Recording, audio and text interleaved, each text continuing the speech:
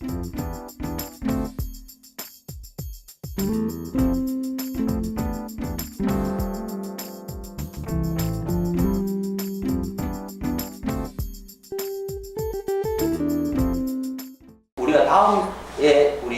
다음 직업들은 어떤 게 제일 좋을까를 보도록 하겠습니다. 잡필러라는 저희가 얼마 전에 했던 서평책인데요. 일자리 비관론, 낙관론이 있고 변화한다라고 되어 있는데 요건 놀랍게 또 한국 책입니다.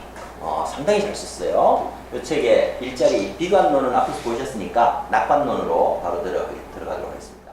예, 증가하는 간접 일자리라고 된 일자리 낙관론인데요. 첫 번째, 로봇 연구 프로그램 때 24만 개의 일자리가 생겨날 거다. 로보틱스가 로봇이 사람을 대체한다고 생각하지만 로봇은 누가 만들어요? 네, 사람이 만든 거예요. 그러니까 이런 로보틱스에서 24만 개의 일자리가 생겨날 거다. 드론에 관련해서 34,000개. 더 중요한 건 드론의 그 상업적 제한이라고 하는데 드론 가지고 농약을 뿌려요. 누가 뿌려요? 사람이 조정한다고. 그것만 해도 7만 개의 고임금 일자리가 창출될 거다.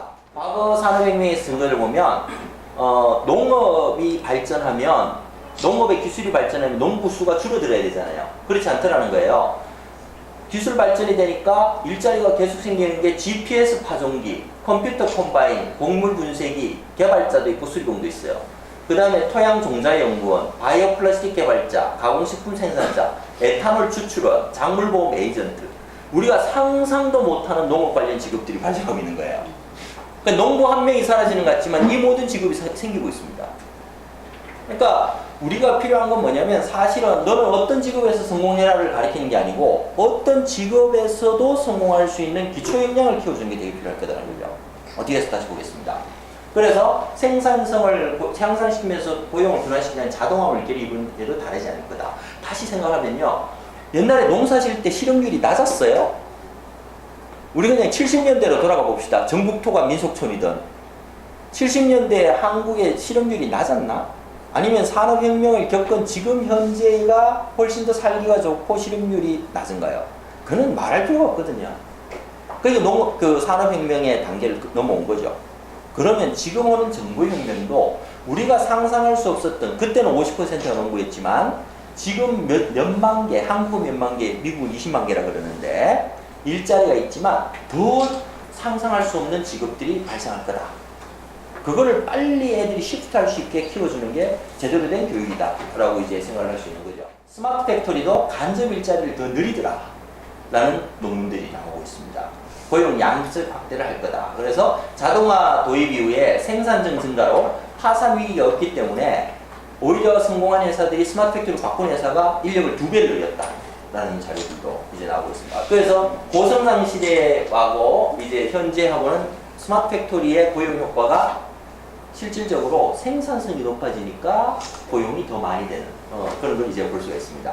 그래서 여기서 소결론은 뭐가 나오냐면 일자리는 없어지지 않고 변화하더라. 어떻게 변화하느냐? 보세요. 농업에 종사하는 사람들이 50%에 지금 얼마 종사해요? 미국 보십시오. 블루 칼라는 거의 산업혁명 때부터 지금까지 거의 같은 기준이에요. 근데 화이트 칼라 여기서는 이제 뭐가 포함되는 지식 그 근로자들이 포함되는 화이트와 골드 칼라가 이제 70%를 차지하고 있는 거예요. 서비스업이 70%죠. 어떻게 변화되어 나갈까요? 다음에 나타나는 새로운 칼라들이 세상을 장악할 거다. 농업 같은 경우에는 51%가 2013년 1% 줄었네. 80년대 중반에 소련하고 경쟁할 때 2%였거든요. 1%로 줄었지만 노동인구도 늘어나고요. 전체 인구도 늘어나고 옛날에는 50년에는 27명의 생산을 했대요. 농부 한 명이 27명을 먹여 살릴 수 있을 때 지금은 154명. 이게 생산성이거든. 이게 바뀌는 거다라고 볼 수 있고요. 그 다음 미국의 일자리 변화들이 이제 품종 개량, 농림 개량 등으로 생산성이 20년대에 실제로 2차 농업혁명이 일어납니다. 곡물 가격이 당연히 하락되죠. 음식물이 싸집니다. 그러니까 저가 프랜차이즈가 되니까 웨이터, 웨이트리스, 계산원 등의 서비스 종사자가 엄청 늘어나게 됩니다. 더 재밌는 거는 음식 소비가 이제 줄어들었잖아요. 값이 줄어든 거죠. TV 사죠. 라디오, 냉장고 사기 시작합니다. 여기 생산하는 것들이 다시 확대 생산되기 시작하는 거예요.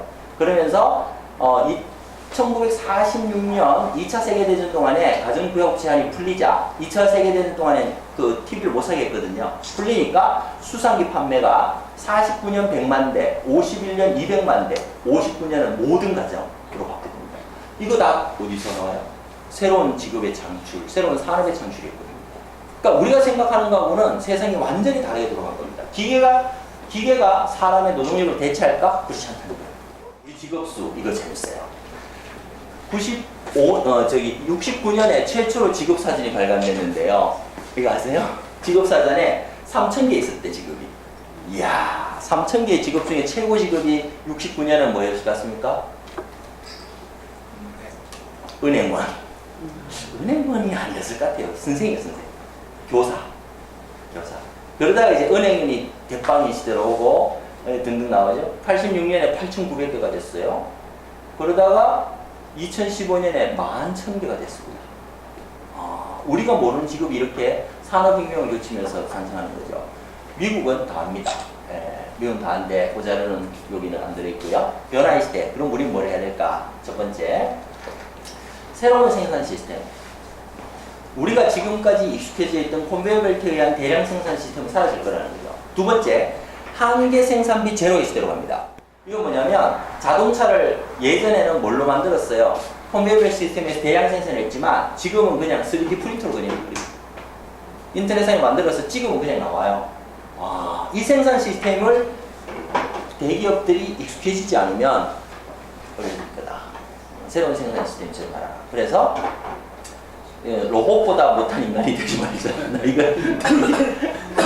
저 로봇보다 못한 인간이 되는 게 뭘 로봇보다 잘해야 되지? 인공지능과 로봇의 맥없이 유슬린 폼페이의 인간 화석처럼 될지, 아니면 잘 활용해 노동에서 해방된 디지털 아테네 주민이 될지. 이야, 이거 멋진 표현 아니에요? 우리 어떻습니까? 우리는 정말 막 기계하고 경쟁하느라고 이제 힘을 빼고 있나요? 아니면 다음 시대에 뭐가 올지 정말 이 생산과 생활에서는 해방돼서 진짜 인간다움의 세상으로 갈지 이것들을 볼 수 있는 게 그림이라고 생각합니다. 그래서 앞으로의 직업에 고민하려면 기술 발전을 무조건 알아야 된다라는 거. 그리고 여기 공부할 시간이 많지 않기 때문에 서평 콘서트를 자주 와야 된다. 이런 이야기를 이제 하고 계십니다. 그리고 이제 로봇하고 인공지능이 우리를 대체할 수 있고 용화와 변화 능력이 정말 중요하다. 아까 말씀드렸죠. 트랜스포메이션, 변화 능력이 중요하다라고 이야기했습니다. 근데 문제는 이거예요. 한국의 인문교육 시스템의 문제점이라고 적었는데 인문학이 뭐예요? 인문학이 인기가 그렇게 있는데 인문학이 뭐예요? 그 정답이에요. 인문학이 이렇게 인기가 있다는데 그 어느 누구도 네이버 구글에서 인문학이라고 검색해 본 사람이 없어. 우리는 이게 인문학의 얘기지. 우리는 전부 피상적으로만 보는 거예요. 정말 인문학이 뭘까? 근데 이제 여기 나오는 우리의 인문학의 일풍에는 스티브 잡스가 내가 만약 소크라테스랑 밥을 함께 할 수 있다면 내 지분의 반을 내놓겠다는 이야기를 해요. 그러면서 인문하고 기술을 결합시킨 게 스티브 잡스예요. 인문과 기술의 결합이 스티브 잡스입니다. 그러면서 나타나는 그 애플의 그 DNA가 아이패드니 아니면 이제 아이폰이 이런 걸 만들어내니까 야, 인문학이 중요한가 보다 하고 와 달려들었는데 실체 없는 인문학이 되고 있다는 거죠. 정말 인문학이 뭘까? 아이튠즈가 만들어낸 거는 기술이 아니고 첫 번째 선한 사람들. 뭐예요? 옛날엔 전부 불법 복제해서 음악 들었단 말이야. 근데 아이튠즈에서는 드디어 아주 싼 가격으로 내가 원하는 음원을 들을 수 있게 바꿔주는 겁니다. 그리고 진정한 롱테일이 나타난 거예요. 그 옛날에 내가 좋아하는 LP판을 어떻게 소화하는 그 뭐라 그럴까요? 그 광팬이 언제나 쉽게 찾아서 몇 개라도 들을 수 있는, 판매할 수 있는 구조를 만들어내는 선한 소비자들을 만드는 게 불튠즈였다라는 거죠. 그래서 절대 불법 조치를 멈추지 않을 거다. 이게 인간의 심성이었다. 그래서 이거를 어떻게 처한 환경을 바꿔서 더 공정한 가격, 더 나은 제품으로 최적의 환경에 합리 소비를 만들어주면 바뀔 거다. 이게 인간에 대한 이해였다는 건데 우리는 그냥 인간공학적으로 이거를 손을 터치를 했니 뭘 했니 이런 이야기 하고 있는 거죠. 정말 인간의 본질 이해가 뭘까라는 거죠. 훔치는 건 남의 인격을 해치는 일이다. 우리는 합법적 대안 조정을 통해서 이 문제를 해결하고 있다. 이런 등등의 얘기를 하고 있는 겁니다. 우리가 생각하는 거와 다르죠. 이게 인문학적 통찰이에요. 두 번째, 창의성은 인문학에서 오는데 어떻게 창의적일까? 인간이란 무엇인가에 대한 질문부터 시작을 해야 된다. 이게 바로 가치관들이 중요하다. 이 가치관을 형성시켜주는 게 인문학이다 라고 이야기를 하고 있습니다. 그래서 가치관의 표출이고 창의적인 가치관, 옛날에 그냥 하면 되지 라고 하는 순간에 창의성은 사라지더라 라고 이야기를 하고 있습니다. 그래서 모든 걸 심각하게 할 필요가 없다. 예술가처럼 창조적인 삶을 살고 싶다면 과거에 집착하지 마라. 그죠? 당신이 어떤 일을 해왔든지 간에 당신이 어떤 사람이었든 간에 온전히 받아들이고 버려야 된다. 뭐 어떻게? 첫 번째 조건이 자신의 상상력을 자유롭게 하라. 계속 상상하고 꿈꾸라 라는 이야기를 하고 있습니다. 그래서 잡스가 인문학이 잡스에게 가르쳤던 것들은 이런 여러 가지 문학, 철학, 순수, 미술, 역사가 아니고 물리, 화학, 수학, 사회과학 이런 게 인문학이다. 저는 사실은 인문학이 사람인의 글을 문자인데 사람이 그리는 문이라는 뜻이거든요. 그러니까 문사철이 사람이 그렸다는 건 고대고 지금 사람이 그리는 최고의 인문학은 뭐냐면 아이폰이라고 생각해요. 왜 아이폰이 아니라고 생각하지? 그 자체가 사람이 그리는 문이라고 생각합니다. 그죠? 우리가 만들어내는 모든 것들이 인간이 만들어내는 문이다라고 저는 생각하고 있습니다.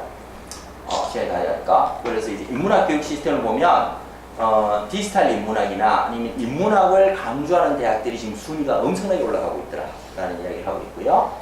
미국 전체에서 2014년입니다만은 스탠포드 대학을 누른 대학이 학부 중심 인문 대학이 윌리엄스 대학이었다.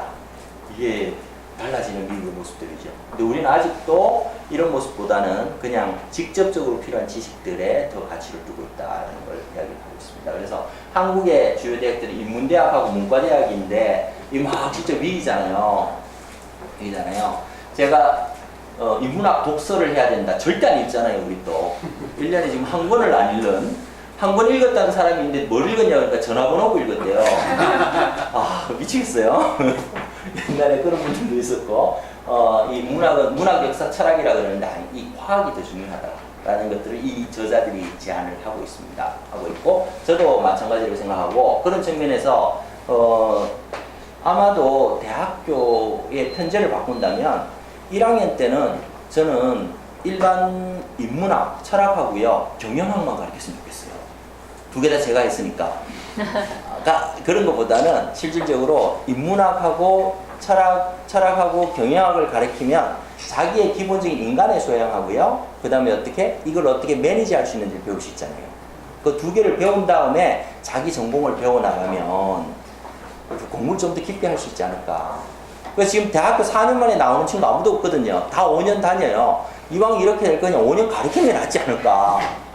그래서 1년 동안 정말 기초 소양들을 가르치고 또 깊이를 가르친 다음에 자기 전공에 대한 애착을 가져야 되는데 지금 우리 학생들 보면요 1학년 들어와서부터 전공에 3월 둘째 주부터 전공 시험에 쩔어요.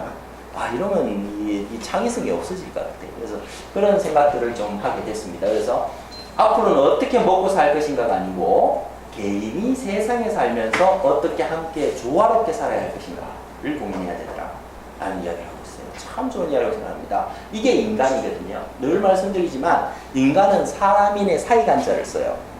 사람 사이에서 제대로 사는 게 인간입니다. 그죠? 사람 사이에서 제대로 인정을 못 받으면 인간이 아닌 거예요. 너 인간도 아니야라 그러면 이게 인간 아니야? 인간이죠. 근데 인간도 아니라는 표현은 뭐냐면 사람 사이에서 대접을 못 받는 사람은 인간도 아니라고 그러고 인간도 아닌 사람 특징은 싸가지가 없죠. 그 싸가지가 뭐예요? 인의 예지가 없는 거야. 이 네 가지가 없으면 안 되는 거지. 그래서 유학을 배우는 게 참 중요합니다. 그래서 이거 정말 필요해요. 어떻게 먹고 살 것인가가 아니고 어떻게 함께 조화롭게 살아야 될 것인가를 가르쳐야 됩니다. 이게 우리 애들한테도 가르쳐야 되는 거라고 생각합니다. 그래서 인의 예지신이라는 것들이 나오고요. 우리 애들한테 필요한 거 첫 번째, 직업의 미래에서는 앞으로 7세 어린이는 7세 어린이 65%는 현재 없는 직업을 할 거다. 이야, 이거 쇼킹한 거 아니야? 근데 아빠는 와가지고 야, 너 뭐 의대가 너 어디가? 몰라. 우리는 얘들 뭐하고 살지 우리 모르는 거예요. 근데 내 수준에서 부모 세대에서 좋은 걸 강요한다고 그럴 필요가 없다는 거죠. 65%는 우리가 상상도 못하는 새로운 직업을 가지고 살아나게 됩니다. 옛날에 최고는 농사 짓는 거였어요. 야, 밭대기 이거 농사 지으면 되는데 왜 그 공부하러 가냐? 이거 많이 들었지 않았나? 예. 저도 들었거든. 상상이 안 되시겠지만. 저도 뭐, 그냥 뭐 저기 이따 지방에서 공부하면 되지 뭐 끝까지 가냐. 이런 이야기를 많이 듣는데 이게 세상이 바뀌는 거죠. 그래서 현재 학교에서 아이들에게 가르치는 내용의 90%는 40대가 되면 소용없는 거다. 지금 고등학교 저기 과목 갖다 놓고서 배우시면 다 아실 것 같아요? 80, 90% 몰라도 돼요, 그거. 사실 그렇거든요. 이렇다. 그래서 평생학습과 전인교육들이 필요한데, 전 이거 굉장히 잘 만들었잖아요. 기초능력, 리터러시, 책 읽는 능력이 제일 중요해요. 책 읽는 거. 수학능력, 과학능력, 정보통신능력, 중요해요. 파이낸스, 금융능력. 그 다음에 문화와 시민 리터러시라고 얘기합니다. 같이 살아나가는 거.